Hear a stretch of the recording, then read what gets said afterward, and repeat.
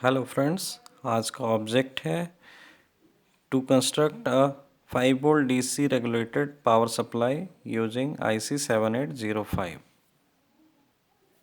आइए, इस सर्किट को बनाने के लिए जो मटेरियल्स हमें चाहिए वो है डायोड्स। 2 डायोड हम लेंगे, 1N4007, capacitor, regulator IC 7805, connecting wires, transformer 6-0-6 volt 500 milliampere, PCB, यहाँ पे हम जनरल PCB यूज कर रहे हैं, सोल्डरिंग आयरन, सोल्डरिंग वायर, और मेजरमेंट के लिए हम मल्टीमीटर यूज करेंगे। ये हमारा सर्किट डायग्राम है जिसके अकॉर्डिंग हम सर्किट को कंस्ट्रक्ट करेंगे 5 volt DC regulated power supply का। यहाँ आप देखेंगे कि एक transformer, step down transformer use कर रहे हैं जिसका काम है 220 वोल्ट 50 हर्ट्ज AC को 606 वोल्ट में कन्वर्ट करना। और ये 2 डायोड्स हम यूज कर रहे हैं, 1N4007। और ये पूरा का पूरा यहाँ तक जो सर्किट है that is centre tap full wave rectifier है, क्योंकि हमने ट्रांसफार्मर जो है वो सेंटर टैप यूज किया है। जो सेंटर टैपिंग है वह ऐसे हम उसे एज ए ग्राउंड यूज करेंगे। और सिंस रेक्टिफायर का जो आउटपुट है वो हमें पल्सेटिंग DC मिलेगा, जो स्मूथ DC नहीं है। इसके अंदर AC कंपोनेंट भी होते हैं जिसे हम रिपल्स भी कहते हैं। तो रिपल्स को हटाने के लिए हम capacitor as a shunt capacitor filter use कर रहे हैं। तो ये जो कैपेसिटर पैरेलल में लगा हुआ है 1000 माइक्रोफैराड 25 वोल्ट, ये एज ए फिल्टर हम यूज़ कर रहे हैं। और कई जगह हमें 5 वोल्ट जो है वो रेगुलेटेड वोल्टेज चाहिए होता है, जिसमें हम आउटपुट जो है हमारा फिक्स हो, अगर इनपुट वेरी भी कर रहा है तब भी हमें आउटपुट फिक्स 5 वोल्ट मिले। तो इसके लिए हम रेगुलेटर IC 7805 यूज़ कर रहे हैं। तो आइए अब ट्रांसफार्मर के सेकेंडरी वाइंडिंग पर हम वोल्टेज मेज़र करके देखें। इसके लिए हमें मल्टीमीटर को जो है वो AC 200 वोल्ट पे सेट करते हैं, और जो भी वोल्टेज है वो सेंटर जो वाइंडिंग है ट्रांसफार्मर का उसके रिस्पेक्ट में हम मेज़र करेंगे। तो यहाँ देखिए, अभी ये 7.6 वोल्ट शो हो रहा है, और जो दूसरा वाइंडिंग है यहाँ पे 7.9 या 8 वोल्ट हमें मिल रहा है। दैट मीन्स यहाँ पे 7.6 और यहाँ 7.9 वोल्ट हमें मिल रहा है। इसे लिख देते हैं 7.8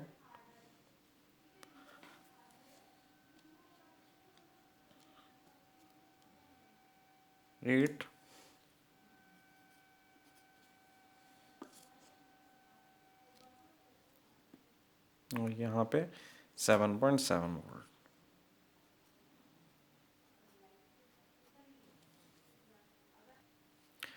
अब हम सर्किट लगाएंगे, और इसके लिए हम PCB यूज़ कर रहे हैं। PCB का 2 साइड है, एक तो ये प्लास्टिक साइड है और आप दूसरा साइड देखेंगे तो ये कॉपर साइड है। तो प्लास्टिक साइड पर तो हम कंपोनेंट को माउंट करेंगे, और कॉपर साइड पे हम सोल्डरिंग करेंगे। तो सबसे पहले डायोड को देखते हैं। डायोड में आप देखेंगे कि एक साइड जो डायोड का है वो सिल्वर कलर का रिंग इसमें बना होता है। ये सिल्वर रिंग कैथोड को डिनोट करता है, और दूसरा एंड जो है वो एनोड को डिनोट करता है। तो हम PCB पर ये हमारा जो ये दोनों डायोड हैं, सबसे पहले हम उसे माउंट करते हैं।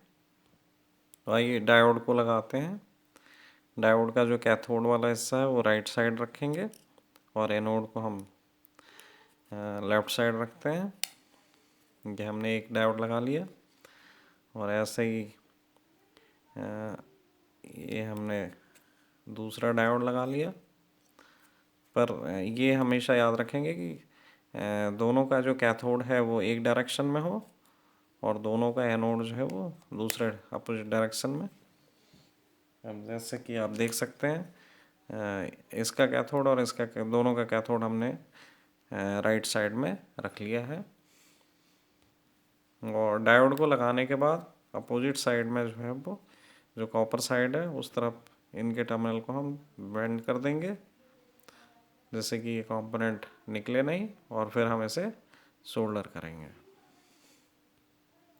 डायोड लगाने के बाद हम कैपेसिटर को भी माउंट कर लेंगे। ये देखिए हमने कैपेसिटर को भी लगा लिया।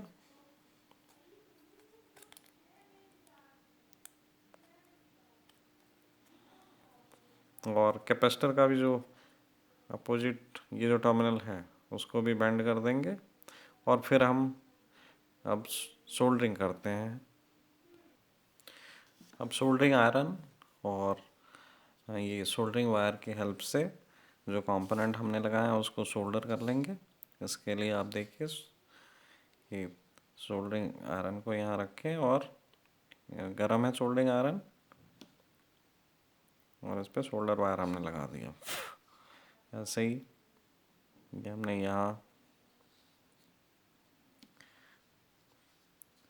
ये जितने भी हमने कंपोनेंट लगाए हैं उनके टर्मिनल्स को हमें पहले तो सोल्डर करना है कॉपर साइड पे। ये याद रखें कि सोल्डरिंग कॉपर साइड पे होगी।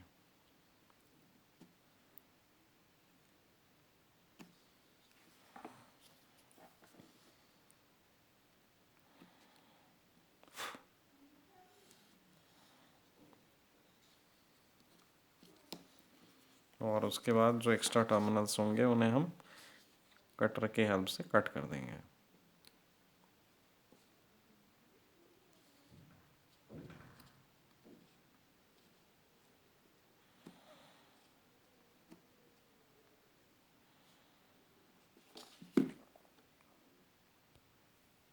अब आप देखेंगे कि सोल्डरिंग हो चुका है, और ये जो एक्स्ट्रा टर्मिनल है इनको हम कटर के हेल्प से कट कर देंगे। ये हमने कट कर लिया। इसे तो हम एज ए ग्राउंड यूज़ करेंगे। ये और एक्स्ट्रा टर्मिनल है, इसको भी हम कट कर देते हैं। तो इस सर्किट में आप देखेंगे कि अभी हमने ये दो डायोड और एक कैपेसिटर को कनेक्ट कर लिया है, और सोल्डरिंग भी हमने कंप्लीट कर लिया है। और इसके जो कैथोड हैं दोनों डायोड के, वो आप देखें शॉर्ट हैं, और उसी शॉर्ट पे कैपेसिटर का जो पॉजिटिव टर्मिनल है, ये पॉजिटिव टर्मिनल और ये नेगेटिव टर्मिनल, तो पॉजिटिव टर्मिनल इससे कनेक्टेड है। तो ये आपका कैपेसिटर का जो पॉजिटिव टर्मिनल है ये दोनों डायोड के कैथोड के शॉर्ट से कनेक्टेड है। तो ये दोनों डायोड का कैथोड और ये हमने कैपेसिटर का जो पॉजिटिव टर्मिनल उसको शॉर्ट कर लिया है। अब एनोड पे जो है ट्रांसफार्मर का जो सेकेंडरी वाइंडिंग है, ये फर्स्ट वाइंडिंग और ये सेकंड वाइंडिंग, ये हम कनेक्ट करेंगे और फिर उसे हम सोल्डर कर लेते हैं। तो आप देखेंगे कि ट्रांसफार्मर का जो ये दोनों वाइंडिंग है, सेकेंडरी वाइंडिंग, ये हमने डायोड के एनोड्स पे कनेक्ट कर दिया है, और ये जो सेंटर वाइंडिंग है वो कैपेसिटर के का जो नेगेटिव टर्मिनल है उससे हम कनेक्ट करेंगे। तो आप देखेंगे कि कैपेसिटर का जो ये ट्रांसफार्मर का जो सेंट्रल वाइंडिंग है वो हमने कैपेसिटर के नेगेटिव टर्मिनल से कनेक्ट कर दिया है। तो अब हमारा ये जो सर्किट है rectifier with shunt capacitor filter, यहाँ तक का हमारा सर्किट कंप्लीट हो चुका है। अब हम वोल्टेज मेज़र करके देखते हैं कि centre type rectifier with shunt capacitor filter का हमें आउटपुट क्या मिलता है। तो ये हमने मल्टीमीटर को अब डीसी रेंज में रखेंगे। डीसी रेंज 20 वोल्ट पे हमने रख लिया, और वोल्टेज मेज़र करने के लिए पीसीबी को हम अपोजिट डायरेक्शन में रखते हैं।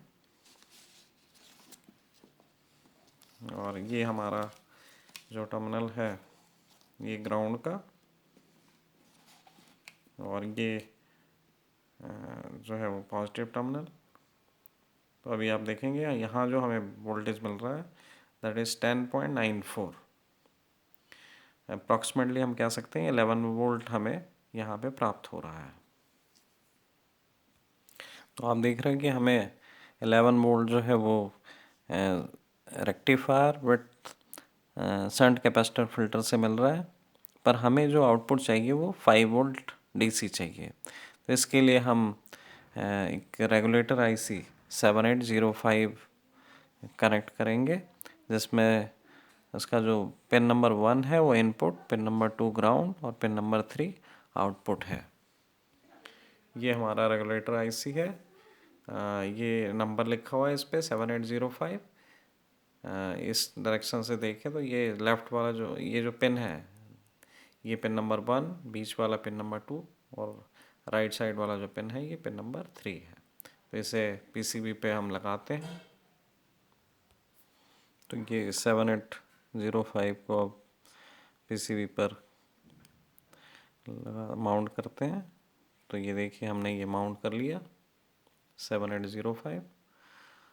अब इसके जो बैक साइड में देखेंगे तो ये पिन्स हैं। अब इसे हम सोल्डर करेंगे। तो आप देख सकते हैं कि हमने 7805 आईसी को इस पर माउंट कर लिया है। और पीछे आप देखें तो ये उसका पिन नंबर 1 है, जैसे हमने जो है ये डायोड का कैथोड का जो शॉर्ट है और कैपेसिटर का जो पॉजिटिव टर्मिनल है उससे हमने पिन नंबर 1 को कनेक्ट कर लिया है। पिन नंबर 2 को जो है वो ग्राउंड, दैट मीन्स कैपेसिटर का जो नेगेटिव टर्मिनल है हमने इससे कनेक्ट किया है। और ये पिन नंबर इसका 3 है, जिससे हम आउटपुट लेंगे। तो अब दो कनेक्टिंग वायर्स जो हैं हम यूज करेंगे आउटपुट लेने के लिए।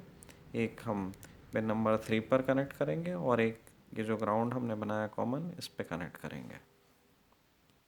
तो ये दो वायर्स हम ले रहे हैं, एक रेड और एक वाइट। रेड हम पॉजिटिव टर्मिनल के लिए और वाइट जो है वो नेगेटिव टर्मिनल के लिए या ग्राउंड से कनेक्ट करने के लिए यूज़ करेंगे। तो आप देख सकते हैं कि हमने ये रेड वायर जो है ये पिन नंबर 3 यहाँ पे हमने कनेक्ट किया है, और जो ये वाइट वायर है वो हम कॉमन जो ग्राउंड है इससे हमने कनेक्ट किया है, दिस वन।